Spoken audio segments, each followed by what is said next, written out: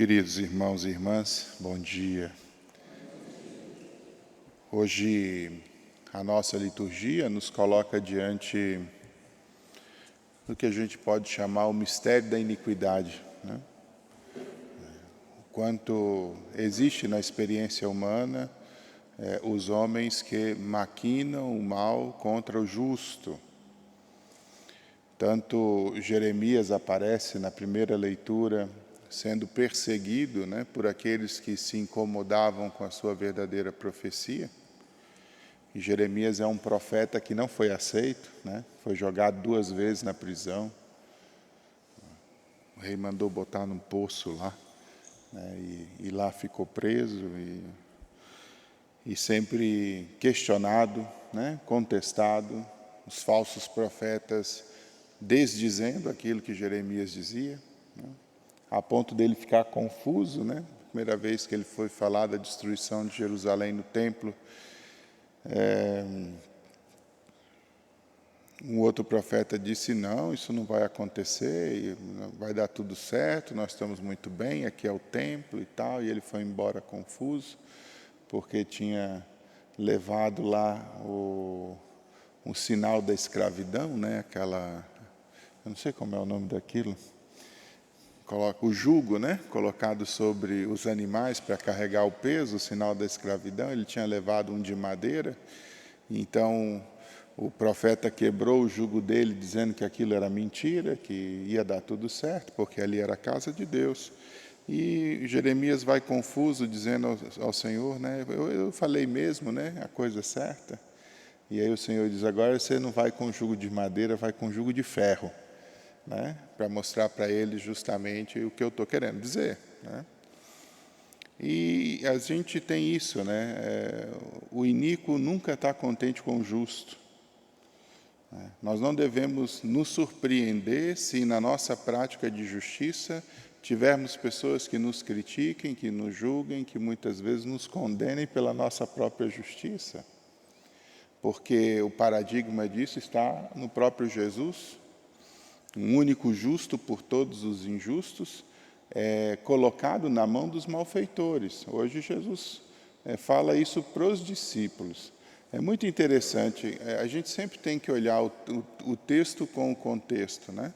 Assim, Jesus está com os seus discípulos, não está com o povo dessa vez, está com os discípulos, subindo para Jerusalém, que é o lugar do sacrifício.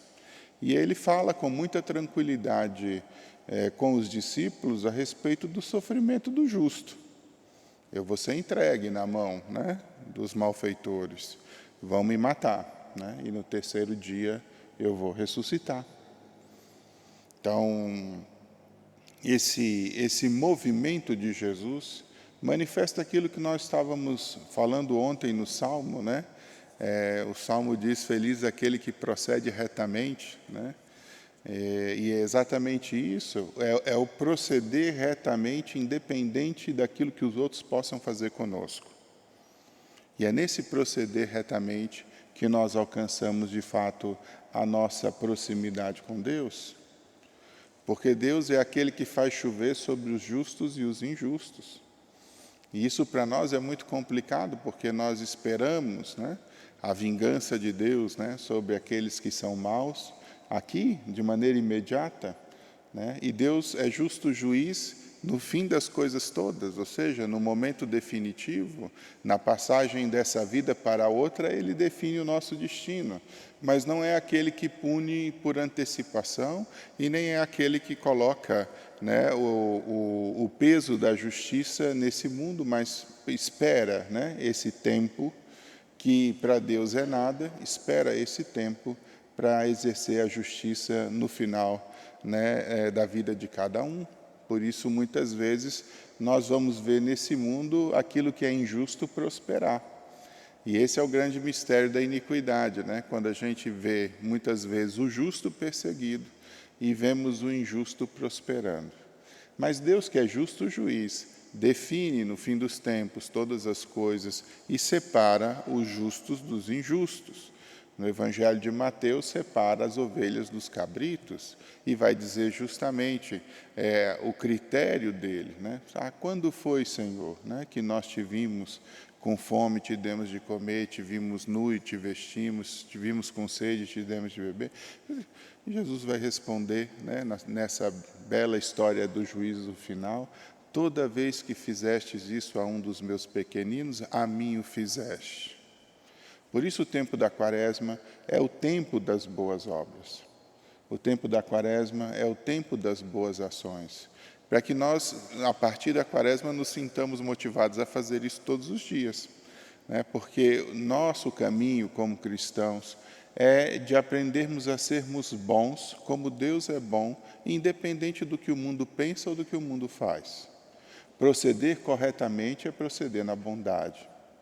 E aqui Jesus dá um critério bastante interessante quando coloca exatamente a diferença que existe entre aqueles que são os discípulos dele e aqueles que são aí os seguidores da lógica do mundo, né? O mundo está disputando poder, está disputando espaço, está disputando entre eles quem vai, né, controlar as coisas, quem vai ter o dinheiro, quem vai ter as possibilidades.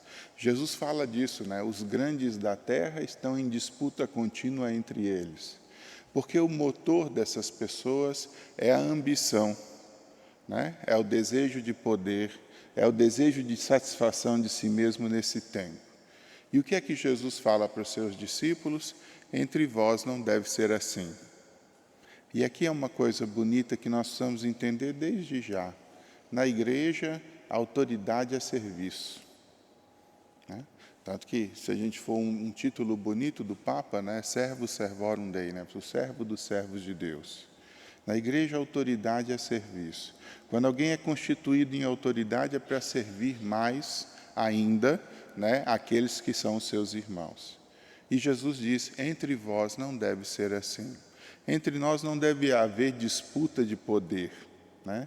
Entre nós deve haver aquele desejo, aquele movimento, né, de realmente se colocar a serviço.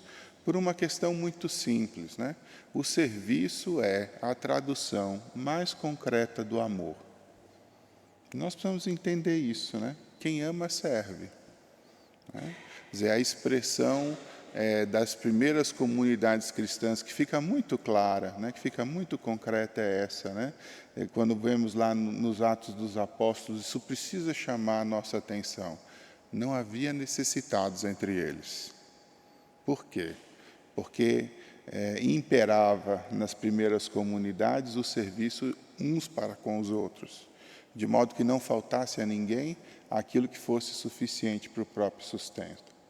Pensemos nisso no dia de hoje, né? Pensemos na qualidade do nosso amor, que sobretudo se traduz no serviço generoso aos outros.